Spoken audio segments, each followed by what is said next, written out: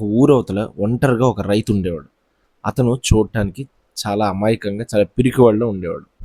అలా ఉండటం వల్ల ఊరి జనం అతన్ని తరచుగా వేధించి దూరం పెట్టేవాళ్ళు.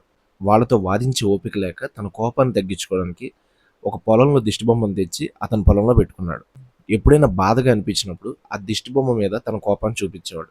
ఒకరోజు రాత్రి మళ్ళీ ఆ ఊరి జనం అతన్ని బాధపెట్టి వెళ్ళిపోయారు. వాళ్ళు వెళ్ళిపోయిన తర్వాత అతను ఆ దిష్టిబొమ్మను చాలాసార్లు కొట్టి నిద్రపోయాడు. ఆ రాత్రి అతనికి ఒక వింత కల వచ్చింది. కల్లో ఆ దిష్టిబొమ్మ, "నువ్వు నాకు నీ బాధనిచ్చావు. ఇప్పుడు నిన్ను బాధ పెట్టిన వాళ్ళ మీద నేను పగ తీర్చుకుంటాను" అని చెప్పింది. ఆ రోజు నుంచి దిష్టిబొమ్మ మొహం మారడం మొదలుపెట్టింది. ప్రతిరోజు అతను హింసించిన వాళ్ళలా మారిపోయింది. రైతు ఎప్పుడైతే ఆ దిష్టిబొమ్మను కొట్టేవాడో ఆ వ్యక్తి చనిపోయినట్టుగా వార్త వచ్చేది. అలా ప్రతి మరణం తర్వాత అతని పొలంలో ఇంకో దిష్టిబొమ్మ కనిపించడం మొదలుపెట్టింది. అది చూసి భయపడి వాటన్నింటినీ కాల్చేద్దామని రైతు అనుకున్నాడు.